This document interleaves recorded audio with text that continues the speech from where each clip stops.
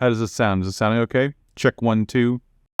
What's up, Internet? My name is Steven Shea, and I'm an independent filmmaker based in Los Angeles, California. We are here at the glorious Abyssmal Entertainment offices in the beautiful San Fernando Valley, and I am here to bring you on a wonderful journey each week on how we pulled off an independent animated feature film with a crew of 12 people.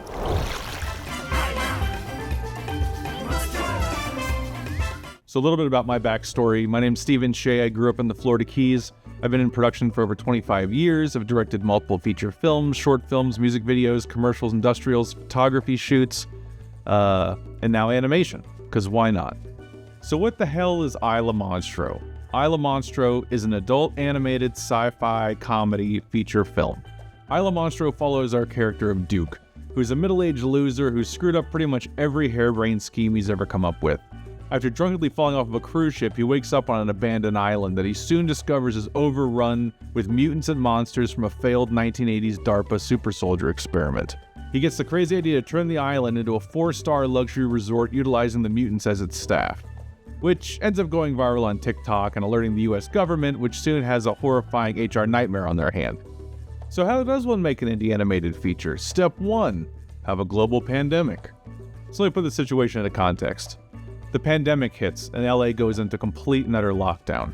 I suddenly have a lot of spare time on my hands, stuck at home in my basement, and I get the idea that I should probably learn a new skill. So for the first month of the pandemic, I ended up teaching myself animation, because why not? Because animation is the one thing that no one has to leave their house to actually do. I decided to focus on Adobe Character Animator. Adobe Character Animator is super easy to use. There's a lot of great tutorials on YouTube for it. And so thankfully, because of OK Samurai, I was able to learn it really easily and get a good feel for it. After going through all the animation stuff, we started developing some television series. Knowing that animation was exploding during the pandemic, it just kind of made sense. So we developed about 4 or 5 different shows and started taking those out. And one of the ones that we developed the most was ISLA MONSTRO. Through my manager, Mike Detrano, we started taking the show out. We developed a bunch of different content, characters, locations, got a bunch of different artwork done. A lot of studio interest, but no bites because we hadn't really proven that we could pull this off. My company, Abyssmal Entertainment, has been around for over 22 years, and while focusing on live action that entire time, we decided to start pivoting towards the animation side. So we did a couple different shorts. We did a music video, we started doing some client work that was animated, and then after all this was said and done, we kept coming back to this ISLA MONSTRO project, which I was really, really in love with. And so finally, at the end of the day, I was like, you know what? Let's just make a feature. We can sell a feature. We know how to do that. We've sold many features. So why don't we get all of our friends together and do something really, really cool that would essentially be kind of like a big weekend project. But it didn't take place over a weekend, that's for sure. ISLA MONSTRO, huh? It has a sweet ring. I don't think that's grammatically correct. So when making a comedy, rule number 1 is you find the funniest person that you know. And the funniest person that I know was unavailable. But the 16th funniest person I know is James Schrader. I'm James Schrader, and I'm a comedian and a commercial actor and a father and what was the question? Who is a high school friend, my college roommate, and now is the face of the Dr. Squatch soap brand, which has had his mug being viewed millions and millions of times all over the internet, including the Super Bowl and stuff. So I got together with James and was like, let's put this together, let's write this together, and so we did. Steven had a pretty fleshed out idea of like, hey, this is the path, these are the characters, this is like how I wanted to go, and I preferred that because we had a lane to go down, we knew who the people were, and we were able to kind of flesh them out more and figure out their past a little more, what drove them as characters. For a project like this, animation is by far the easiest way and best way and cheapest way to tell this story. To do this in live action would have cost a fortune, just the elements alone. So making it animated made things a lot easier. And having a project that is one person handling the majority of the work, you want to make those things as easy on yourself as possible. What did you do? Oh, it's radical. So in these videos, we're going to break down each episode by writing, art, casting, animating, sound, music, and then, by far the hardest element of this whole thing, selling the movie. Where would you like these? Let's go on the journey together, shall we?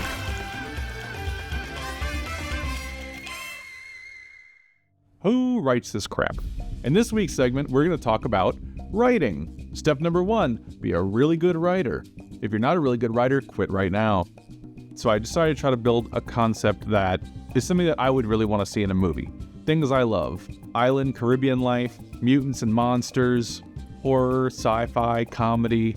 Hating the American government gets pushed in there a little bit. So when developing this project, the funniest person that I know is comedian James Schrader. So to start with, Steven and I, when we get together, like we're laughing nonstop. James and I had written projects together before, so I knew I was going to work really, really well with them. Plus, James was voted the funniest person in San Diego. Steven and I have known each other since high school, and we grew up in the Florida Keys, which is a string of tropical islands. So with Duke kind of showing up on this island and turning it into a resort, like that's the town we grew up in. And oddly enough, like, yes, Isla Monstro is full of mutants. Well, the Keys people, it's a different kind of people. Like, it's not like anywhere else. And I say that with love, but also just recognizing that, like, people are just different. Time is different. Everything's different. So how we put this script together is lots of phone calls, Zoom sessions. James is based in San Diego. I'm based in Los Angeles. So we would go back and forth until we get the story to a point that we were happy with. I took the first draft. Then Steven came to San Diego. We locked ourselves in a room for a couple of days and wrote and kind of flushed it out. Day one of Isla Monstro script revisions. Canceled. And there's the plane that I promised to get in the shot. You can't have a music studio / writing place without an airplane. That is true. And went through it scene by scene, beat by beat, line by line, trying to make the script as funny as humanly possible. Classic. So how I like to write a script is, I start with the ending. You gotta have an awesome ending. You gotta go out with a bang. And then I have the beginning, because you gotta start off really strong. You gotta hook them in the beginning. And then you have the middle that connects these two big pieces together. So when writing, and especially comedy, you want characters that you can connect with. So we wrote a very colorful spectrum of different characters in this movie. But I mean, the main two characters, which are Duke and Diana, those are really just two halves of myself, which made it very easy to write. We need to talk about this. You gotta put a bit of yourself in everything, right? So we wrote the script in final draft. We went back and forth, making notes to each other, until we finally hit the fourth draft and decided to lock from there. I have friends that have written scripts for a decade. They're constantly working on trying to get it perfect. It's gotta be perfect, it's gotta be the best, it's gotta, it's never good enough, this, that, and this. I always feel at some point in writing, you just have to have faith in yourself that what you wrote is good. And it's gonna be good enough for what you're trying to do. Oh, it's radical. So one of the things that James has access to is a comedy writer's room. He's got a handful of comedians that he trusts that can help punch up scripts. And so once we got done with it, I had to go through a script doctor friend of mine, and then James had to go through his comedy writer's room. We got a lot of alternate jokes, we got a lot of cool lines, we used some of them, we didn't use some of them, but just trying to figure out ways to make the script as funny as we possibly could before we went into reading it with the cast. So the overall process of this script probably took us about 3 to 4 months. My favorite part of the writing process is when you write something that makes someone else laugh. Every now and then we would hit a joke, and then James would bust out laughing. Or he would hit a joke, and I would bust out laughing. It's like having those moments where you're laughing over text on a written page. You know that's going to be funny. You know that's going to get a response from an audience. It's a really amazing moment when something that you write can get an emotional response out of someone. Is this a prank show?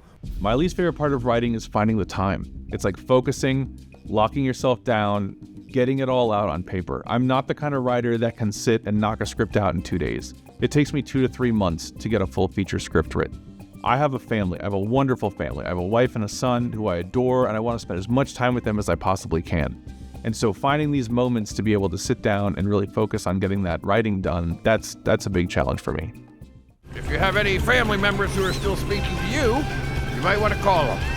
When writing everything, you get people to read it. You want people that you trust's input, and you'll get people that really like the kind of movies that you're making, and maybe you want somebody that doesn't like the kind of movies that you're making to read it as well, and see how their responses are.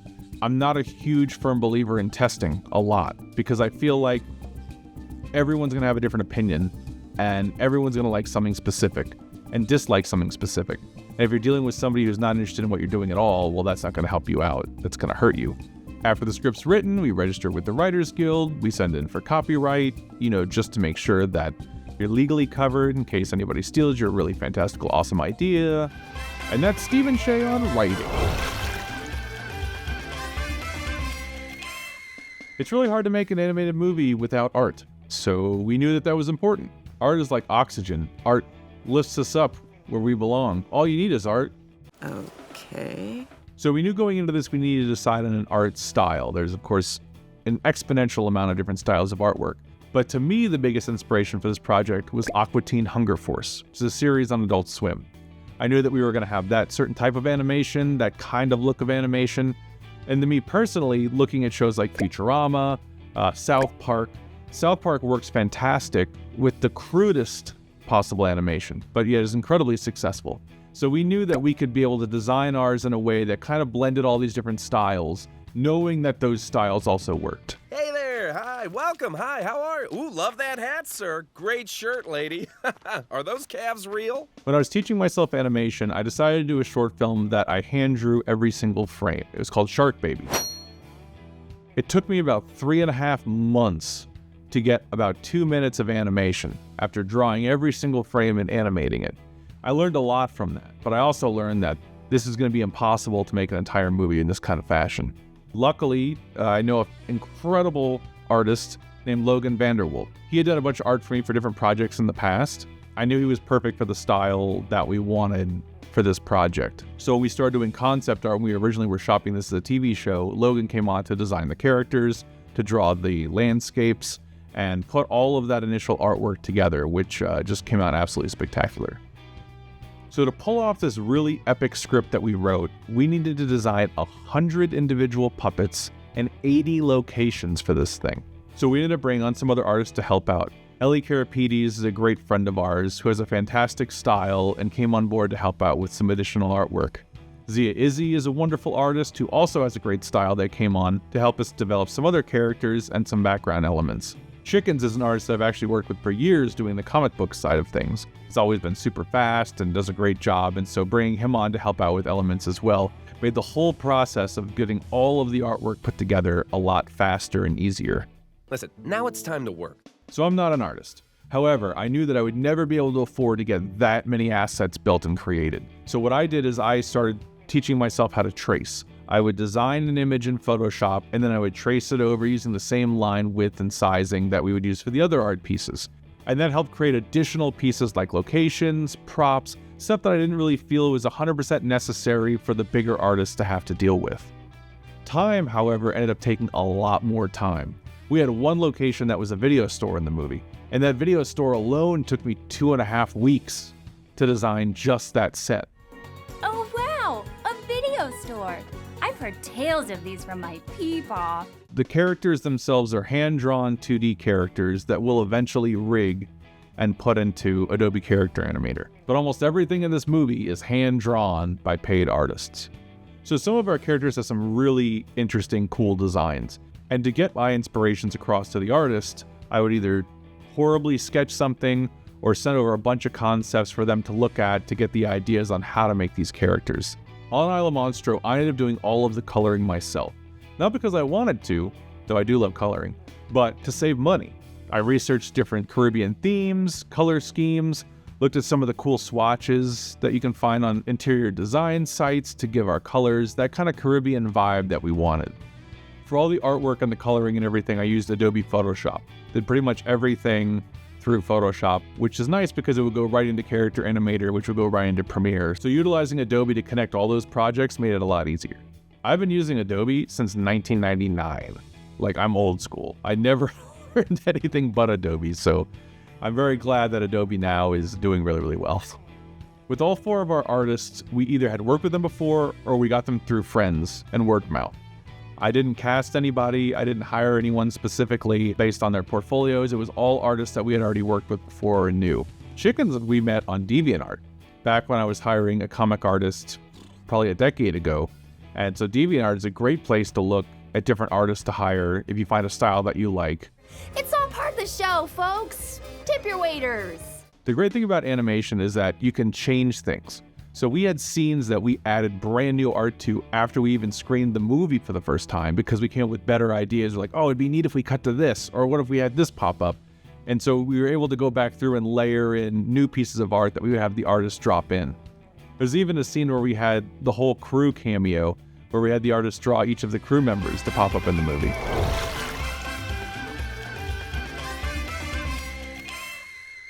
hey, that voice sounds familiar.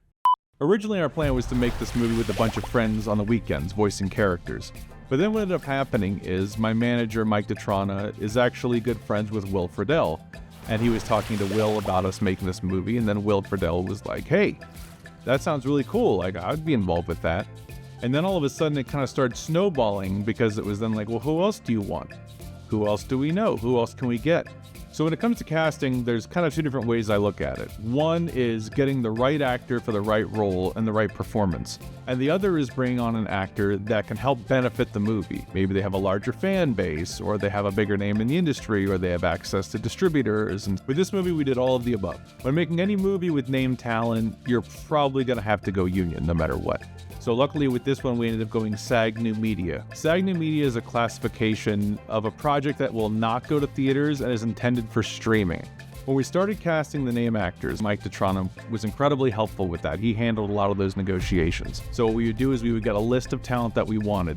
We would go on IMDb Pro, find their direct manager, agent's contact information, and then reach out with an offer. We would say, we have this much money for this role, for this type of movie. And then they would come back with a yes or no. A lot of the voiceover actors were yeses. I mean, almost all of them. We got really quick responses. Dealing with the movie actors was different. A lot more movie actors were more hesitant, took a couple months sometimes to try to get responses. It wasn't exactly the same. Then we had a couple that we went back and forth with for a few months, trying to get on board, or there were some where their agents wouldn't let them do it. At one point, we had a really major actor attached who had read the script, loved the project, was on board, gave us a verbal agreement. His agents wouldn't let him do it. They went through it and were like, no, this is too small of a project for you. It's too low money. You can't do it. And so we had to back out. And that was kind of a bummer for everybody. We were really disappointed. And that happens. We ended up replacing them with a fantastic other actor, who did an incredible job. So it worked out fantastic in the end. But those things happen with casting. You go down a list. You're like, here's my top 5 choices. And you kind of see an order of who you can possibly get. And luckily on this project, we got over a dozen name actors that are amazing. All right, so this is the motley crew that's gonna manage the best resort in the Caribbean, huh? We had over 40 voice actors in the movie, so between casting all of them and recording all of them, it became quite a feat. It was such a rush to put together an incredible cast of all of these legends. I was so stoked to be able to bring in Juliana Harkavy, who I got to work with in the past on our movie Last Shift. Folks like John DiMaggio from Futurama, Harlan Williams from Dumb and Dumber, Rocket Man, Employee of the Month, Harry Lennox from the Matrix trilogy and Zack Snyder's Justice League, Spencer Grammer from Rick and Morty, Christopher Sabat, who stars in Dragon Ball Z and My Hero Academia, legendary Maurice LaMarche from The Real Ghostbusters, Pinky and the Brain, Gigi Edgley from Farscape, James Marsders, who was actually the last person that we cast and recorded, which was during the SAG strike. I was really worried coming up to that SAG strike that we were going to run out of time and have to put the movie on hold because nobody was allowed to work. Oh my God, like, I still don't believe it. I've heard the list of actors, and I'm like, that's not a thing. That's not a thing I get to do. And now I get to do it. And it's very exciting. It shines a light back on the fact that don't worry about what you don't think is possible. Because with one phone call, one text, one message, one friend of a friend, and just a ton more. How many f***ing mutants are there? So when you're doing a vocal recording, a SAG day is 4 hours. And in fact, the only actor that we had that went over 4 hours was James, was number 1. So he had a lot more dialogue than anybody else. James and I literally started by building a little studio fort in his podcast studio and recording his parts. This was acting into a microphone, which was a challenge in the sense of I'm very physical. I'm moving this. Now I'm aware that I'm doing this, but in the booth, I had to be careful. Like the amount of times I punched the mic stand or hit my iPad or I had to kind of tone it down while still finding the physicalness to get it across. And at one point, we had to take more breaks than I thought we were gonna have to because my throat was hurting because we're yelling and shouting and whispering and doing things and saying a line 8 times just to try to find that exact pacing. And I liked it though. It made me realize I could do this. This is fun. I have a crazy idea. So after being in live action for 20 years, I have to say I completely fell in love with directing voice actors in a booth. I'm a huge fan of a lot of these actors too, which made it fantastic that we could get them on board. Directing in a booth is so much easier than being on set, so much less to worry about, so many less variables, and you can really focus on every single element of that performance. You don't have to worry about if their makeup is right, if there's continuity errors, like how their wardrobe is, and for the actors, it also makes it a lot easier. They don't have to memorize lines, they don't have to get wardrobe, makeup, or any of that kind of stuff. They can show up in sweats. Let me remove these trousers. As we started getting bigger names attached, then we moved on to other studios, though we had some of our actors use home studios. We had multiple talent that were out of state that I had to Zoom direct with and record through the internet, but it made it a lot easier because then we had access to more talent that didn't have to be local. They always say you should never work with your friends, which I think is total BS. I love my friends, and I've got some awesome, incredibly talented friends.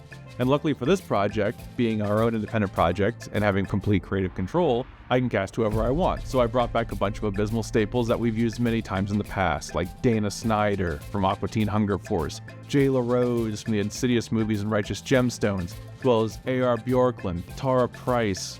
I feel very lucky to have a support system of incredible, talented people around us to help us pull these things off. I call best friends. So casting and recording took us a total of about 8 months from start to finish. What we would do is we would record the talent first, and then we would animate to the talent's recording. I would edit in each line of dialogue, have different tracks for each character, edit all the scenes together, and then we would start working on the next step of production, animation. Coughlin's Law, number 62. When making an animated feature, know how to animate. Something that I did not know how to do at the very beginning of this process. That's a cocktail reference, y'all. Boom. Now, how do you learn animation while sitting at home? Well, there's this little thing called YouTubes. YouTubes? Is that what the kids call it? I think it's YouTubes, right? After becoming aware of Adobe Character Animator, I decided to focus on that. Now, luckily, there's an incredible human being named Dave Werner who runs OK Samurai on YouTube. And it's all of these tutorials on teaching you how to use Adobe Character Animator. Well, that changed my entire life. Oh, I feel like I was born for this. Wait, what am I doing again, exactly? So our full animation process starts with the artists. The artists develop the character, and then we take that character and we layer it in a specific format in Adobe Photoshop. We did everything in 2D. I don't know how to do anything in 3D. Then we take that Adobe Photoshop file and bring it into Character Animator, and we rig that character, giving that puppet a skeleton that we can then use mocap, motion capture, through Adobe Character Animator to act out all of the puppet's movements. Now, me personally acted out every single character's mocap in this movie from my basement. So every character you see moving in this movie is me. Sorry if they all move the same. Since we mocapped everything, it was easy to give all the characters a little bit of fluidity to make them look a little more realistic. Hey, I've seen you. Where are yous? You can imagine that this process was very time-consuming, and it was, especially for one person, because I animated the entire thing myself. So what I did do is I did hire an additional rigger to help me rig the puppets. There's definitely a learning curve in getting the rigging exactly right to have all of the motions go exactly the way you want them in Adobe Character Animator. And I just wasn't quite up to snuff 100% of the time. So I did use the website Fiverr to help get a nice rigger on there who came in and did a fantastic job. I actually use Fiverr for a lot of things. I think it's a great website and a great resource, especially when you're working on a budget and you're trying to find really talented people that just want to work. We import the audio files that we've recorded from the actors, which I've already pre-edited in my timelines in Adobe Premiere, and then put that in to automate the mouth movements. Now, the majority of the time the mouth movements are about 50% on, and then we have to go in and tweak every single little mouth movement to try to match it up better to the actual audio clips. What I would do is I would run the entire scene out in Character Animator, so that would give me the opportunity to cut and actually edit all of my animated sequences without having to focus on getting every single shot exactly the way I wanted. I would have a lot more leeway to be able to change it up if I wanted to later. Don't worry, your secret's safe with me. How I like to work is doing it character by character, scene for scene, which then gives my puppet and actor essentially on every separate layer. So I can move them around, I can have a lot more room to play around. You think of it this way, when you bring everything into Premiere on separate layers, I would have the location, but the location might be the ground, the sky, clouds moving, the sun, maybe there's a bird flying by, maybe there's rain, maybe there's wind, maybe there's the ocean moving in the background. There's lots of different elements that I would layer all into Premiere, and then bring the puppets in as well and layer the puppets in, have them walk into certain places or have them placed in certain areas. So after rigging all 100 puppets and layering in all 80 locations, we had a total of 138 scenes in the full 96-minute runtime. We animated everything in 4K to keep it with current streaming standards. There's only a couple cycles in the entire movie that we animated. A cycle is a character motion, right? Like walking and things like that. Adobe Character Animator has pre-built in walking, dancing, running, so that I didn't have to worry about cycling. The cycles that we did have illustrated, Izzy handled all of, and it was the ghost crabs and the shambling mound. There was a lot of elements in animation that I just couldn't do because of my limit of talent and skill at the time, and so you would cut around that. Cut to a medium shot with a character walking if you can't get their feet to match just right. My favorite character to mocap was probably Midnight, our black-tipped shark, just because she's literally a giant fish and had little tiny fish arms, and so she didn't really move a whole lot.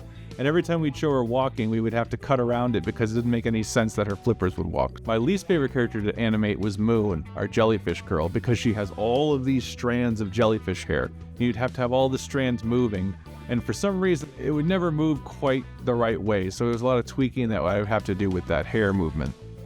So there's little things like that you run into as well.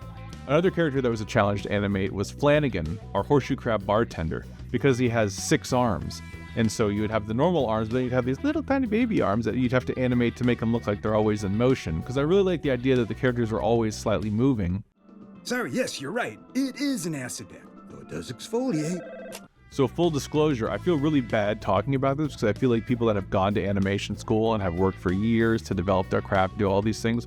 I'm not making Pixar. I'm not making incredible Disney animation. Like, what we're doing is definitely more of an Adult Swim style, an Aqua Teen Hunger Force, which to me, as long as the story is hilarious and the characters are vibrant and great and relatable, that's all that really matters.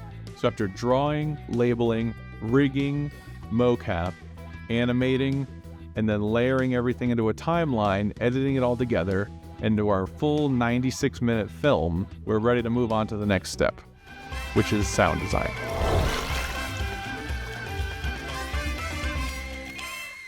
Hey guys, I'm Rob Ryder. I'm here to talk to you about the sound for ISLA MONSTRO. I am terrible with sound. Spoiler alert. It is the one element of production that I'm not great at. Well, makeup too. Not good at makeup either. Which is why I have a fantastic confidant, Robert Ryder of Acahone Audio, who has done most of our projects for the past 20 years. Hey, my name's Rob Ryder. I'm a sound designer and composer for film. I started my career in sound when I was trying to kick off a career in composing. I met Rob in Orlando, Florida. We were both attending the University of Central Florida at the same time. I worked with a bunch of students, composed a bunch of films, and then eventually was able to land a job at an audio school where I taught post-production sound for film. Some of my big sound credits would include things like, well, probably my favorite is Mortal Kombat, Pokemon Evolutions, Battle Kitty for Netflix, Echo in the Canyon. I recorded Tom Petty's last interview on camera, actually.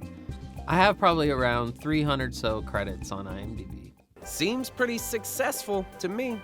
So the process for sound design and post-sound essentially usually starts with a picture lock. There will be like a dialogue pass either by myself or a dialogue editor.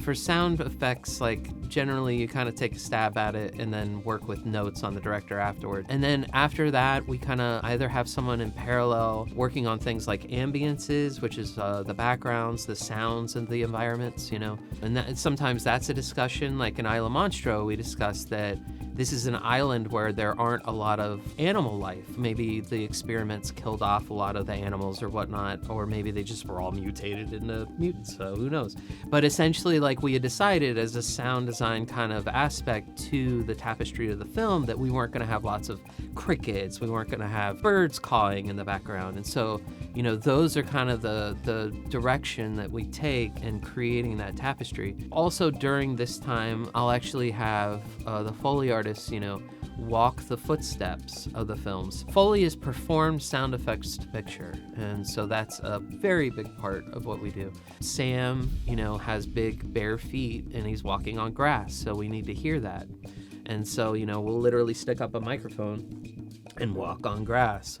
Hey, I've seen you. Where are yous? Another thing is movement Foley sounds. Someone picks up a beer bottle and cheers with someone else. Well, we'll actually take a beer bottle, put a little bit of liquid in it, and we'll take another one and we'll slosh it around and we'll cheers and we'll record that. And then the very next step would be the pre-dubbing, where essentially you take the dialogue and you're kind of leveling out the dialogue to how you feel it would sit to the picture, and you take all the ambiences and level them out, and then you take those elements from the pre-dubs and then you mix them all together. And so now you're placing the dialogue and you're mixing the backgrounds to the dialogue, and you're putting the, Foley effects and the explosions, and you're making sure that all of those levels are correct. Oh my God, we made it. So the differences between working on an animated feature and a live action feature is really in the production sound. Your production sound already has a bit of your ambience, of your environment. It's got, the feet shuffling. It's got, the glasses clinking and stuff like that. Animation doesn't have any of that. Animation was recorded in a void. The actor is in a silent room, hearing only their own heartbeat. And so essentially, we take that into the session and, we have to build up everything from scratch. So there is nothing to lean on. Every single breath, every single creak, every single movement has to be underlined with something, or else the movie sounds like it's in a vacuum. This looks safe in here. Yeah, so the software we use in sound design and for post-audio for any film is essentially starts with Pro Tools. Pro Tools allows us to do all of the detailed editing, mixing. One discussion that we had that kind of led to some really kind of fun stuff was the movements of Dr. Oculus. This is Dr. Oculus. Pretty much the only scientist that's still on the island. So I come from a pretty extensive horror background. I've recorded a lot of gore sound effects, and I have this recording of these this fruit that I did. Like, I had all this rotted fruit and I was just gushing with it and all sorts of stuff. Made all this squelchy great stuff that I've used in probably like 100 different films. There's these tiny little squelchy sounds when you just move your hand inside of an eviscerated watermelon, and those became the sounds of Oculus's eye movement. And at first I had talked to the sound effects editor and I was like, just focus on when we do close-ups of Oculus and we're right next to him and he's right, on the giant screen. It's gonna be so funny if we hear these little just gross sounds every time his eye moves. But what ended up happening is that the sound effects editor, Aaron Morgan, liked it so much that he did it through the entire film. I think it's such a nice, cool little detail that, just adds to the sonic tapestry and to the tapestry of the film. Post-pandemic, we have a lot of people with their own studios, different sounding spots that they're recording. And so this project was no different. Some recorded with us in Dave and Dave Studios, which is a studio I work with quite a bit. But we also worked with our friends at Skybound, who have a booth, and we recorded over there a bit. They all kind of have a little bit of a different sound. We have a lot of tools these days to kind of work with that. And essentially that is what comes down to in the mixing process. One thing that you can't mix is performance. And one thing that's really extraordinary with what Steven did with these actors is that none of these actors were recorded in the same room at the same time. Every single one of these actors were recorded separately, which is almost always done with voiceover. But you have to have someone with a vision to be able to direct those actors to where they sound like they're together, where they sound like they're communicating and, they're essentially in the moment. And that is not something that just happens. You have to manufacture that. You have to manufacture Inspirato. It has to feel like it just happens. And it's natural, and I think that's just really a testament to what Steven did with the actors on this. So once all of that is taken care of and we've arrived at all of our elements, our final step is the final mix. Now, the one thing we need for the final mix that we have not discussed is the music. So I think we should now turn and talk to the genius that wrote the music for this film, ISLA MONSTRO, and I could only wonder who that is.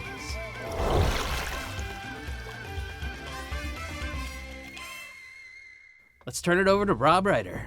Hello, I'm Rob Ryder, composer of ISLA MONSTRO, here to talk to you about the wonders of music. So from a music standpoint, ISLA MONSTRO started a couple years before the feature film. Steven was taking it around and pitching it. I was really specific with Rob as far as the exact kind of music stylings that I wanted, the exact kind of instruments, the feeling of Caribbean mixed with science fiction, and that was really what we kind of focused on. Steven is a big fan of 80s soca. Personally, I'm a big fan of Antiguan soca.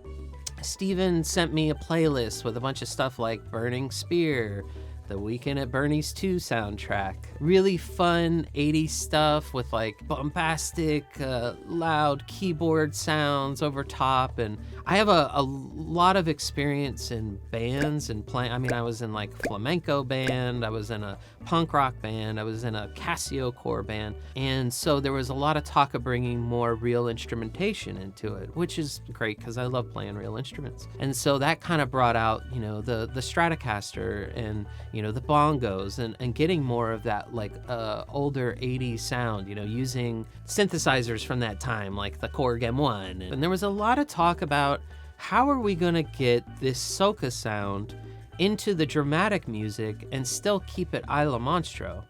And so that was a delicate balance of going back and forth and kind of testing things out. Getting the music just right with our Caribbean elements, our horror elements, our sci-fi elements. Steven and I had done another short called Shark Baby where we got really weird with it. And I think it kind of opened us up to being a little more weird with just the music in general. You know, most of the score is acoustic. You know, we have guitars, bongos, talking drums, castanets, claves, finger cymbals, didgeridoo, theremin. And then, you know, I also perform a lot on my synthesizers. I'm kind of a big fan of having lots of knobs, as I get teased for often.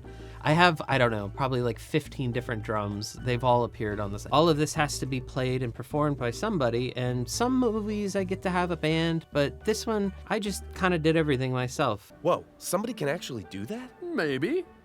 So with ISLA MONSTRO, we had a stroke of luck that was nothing short of being hit by lightning twice. And essentially what happened is I received an email from an orchestrator that said he had come across my music on Apple Music, really thought it was interesting, did some research into me, heard my other stuff, thought it was great, created a demo, sent it to me and said, hey, I want to offer my services to you in any way that I can. And I was just like, okay, great, who's this? So I type his name, Jonathan Bartz, I pop it in IMDb, and it's just like A-list composers. I'm like, what the hell is this guy doing calling me? I'm so very fortunate, though, that he did. I brought him on to ISLA MONSTRO and literally just took it to a whole new level. There were portions where, you know, I really wanted to brighten up the orchestration or to make it a little more complex, and there's still some stuff. I mean, this guy works with John Williams and Alan Silvestri. I mean, you know, we wanted that kind of sound, and he was literally like there to help us achieve the sound. It was nothing short of extraordinary. Have a good night, you two. Night. Ah, the love theme, the love theme. I'm a massive fan of 80s love ballads. Movies like Top Gun, Dirty Dancing, Honey, I Shrunk the Kids. So I knew that we wanted to have one of those in this film. The song started with Steven and I here in this room, bashing it out with a guitar and, you know, my computer and you know, some drums and whatnot. I worked together with Rob to write the lyrics and craft this beautiful 80s love ballad that we brought in the incredible Gigi Edgley from Farscape to perform. She just did such a phenomenal job. And we were just dying laughing, and Gigi in the booth took it to a whole nother level. After I agreed, then I read the lyrics and I was like, oh my gosh, I don't know if I can say these words. It's so naughty and very randy and very raunchy, and so you can imagine what the recording process was like. So I'm honored to be a part of it. all about a beautiful love scene between a jellyfish and the creature from the Black Lagoon. I say lovely, I mean horrific. Very, very horrific and disturbing and gross and beautiful and love ballad. Can't wait for you to hear it. Take a gander at me. It is a challenge. So for every film, you go to create the score, you're going to write a lot more music than what is left in the film. For this film, it was somewhere north of 90 or 100 minutes of music. I think like 85, 86 or so ended up in the film. It might have actually been a lot more that was written over the course of the couple years that we were working on different ISLA MONSTRO projects. I love a film with a good soundtrack, and on top of the score, having actual songs with actual bands. So we brought in a couple band friends of ours, the Dolly Rots, who are a fantastic pop-punk band that we have done some music videos for them in the past, and we knew that we wanted to have this big cover song done for the movie. So we had them do a cover of my personal favorite 80s song, Holding Out for a Hero by Bonnie Tyler. We brought in a fantastic music supervisor, Annette, who helped us get the rights from Sony to be able to use the cover in the movie. So one thing that we really needed in this film is we needed some legit, real soca music made by the artists from the regions that it's created. In 2015, I got hired as a production audio mixer on a film called A Bitter Lime, and we went to Guyana, South America to make the movie. And this is essentially where I was introduced to soca music. Our production manager, Melissa Roberts, actually performs under the name Vanilla as a soca artist. So I was like, oh my God, I gotta hit up Melissa to see if we can get some of her music for the movie. And yeah, we have 2 Vanilla songs in the movie that are just fantastic.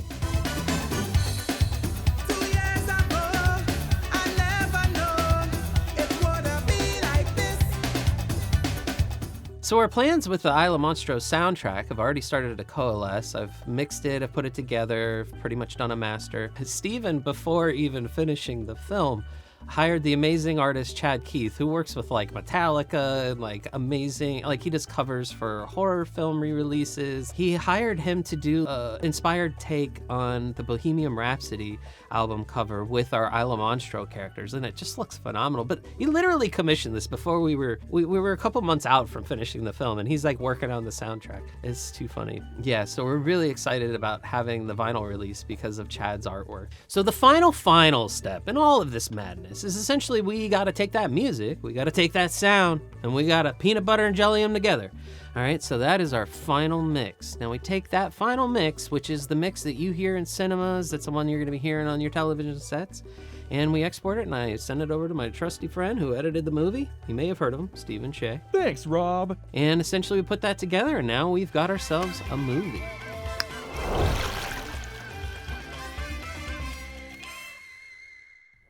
We started recording the first actor for ISLA MONSTRO in October of 2022 with over 40 voice actors, a crew of 12 people. It's been quite an undertaking. We did it completely independently, and we pulled it off because we had an incredibly talented group of people. The future you're promised is here. Now, won't you join me? I want to change my vote. I don't have any hands. So after all these things, we have the finished film. It's done. So now we get to the hard part. The hardest part in this entire 2-year process, selling this movie. And you're probably like, well, there's no way that's the hard part. The hard part is doing all the work and animating it and taking a complete year off just to animate the thing by yourself. It's like, well, yeah, that was a lot of work, sure, but now we want to try to maximize what we can do with this film. We want to get it to the biggest audience we possibly can, get it to the biggest distributor that we possibly can, because all it takes is that one right person to be like, oh, that's pretty cool, yeah, we'll buy that, here's $20 million, or whatever. Hopefully, probably that, around that. I can see you have your payment all ready for El Fejo. So how do you do that? Your goal is to try to make it as big as possible. I'm a massive fan of merchandising and brand building. So we want to make this movie look as big as we possibly can. We built out a whole new website with the full cast list on there, pictures, ads, all kinds of different things. And then we got a print-on-demand store. We ended up choosing Printful based upon the quality and some high recommendations that we got from some other people. Then we brought on a publicist. Now, publicists are hard. I was shopping for a publicist probably for 6 months trying to find a good one that could actually get us out there. But finally, we did settle on a publicist who was fantastic, and we decided to do a big rollout launch at San Diego Comic-Con. We go to lots of different Comic-Cons around the country, and San Diego I've been to for the past 10 years and love it. So we knew that we wanted to do a big visual launch at San Diego. We set up a booth, we had merchandise printed exclusively for the event, we had some of our cast come out to sign autographs, we had a big panel that we got to talk about the movie in front of everybody. And I'm thrilled that you guys are all here pretending you care, and it means a lot. And that same week, we brought in our publicist to help get us a full write-up in The Hollywood Reporter and Animation Magazine to do a big launch of this film. So now it's in the trades, it was at Comic-Con, the buzz is going really strong for it. You think one could fit what? 250 gold bars on this thing before it sinks? Maybe. Now, I'm also a co-owner in one of the biggest comic shops in Los Angeles, We Can Be Heroes Comics. So comic books are a big thing for me. I knew I wanted to do an ISLA MONSTRO comic book because first, it's easy. We actually offer indie comic services from A to Z in-house. We published different comic books in the past. And I have a lot of amazing writer friends and a lot of artist friends. So it was easy to put together a multiple person team to start putting a comic book together for ISLA MONSTRO, which we also launched at San Diego Comic-Con. You look at all these different avenues and ways to make revenue, right? When you're selling your movie. So we want it to be as big as we can. So now we have merchandise, we have the web presence, we have a comic book, we have a video game app right now that we're designing that's coming along really, really cool. My 14-year-old son, Victor, is actually coding it. All these different elements. And then next you're talking about film festivals. Now you want people to see it. We were very lucky to be able to get into Stygius Film Festival as our world premiere. Stygius is one of the biggest film festivals in the world, especially for genre. So that gives us the ability to premiere the movie on the global stage, which will also raise more and more awareness to try to get it in front of that one person that matters. Get your ass down to Isla Monstro, the latest and greatest Caribbean getaway island resort. When we started this process, I never thought it could get here, and now we're here. So I look at it and I'm like, where would I want it to go? Where could I see it going?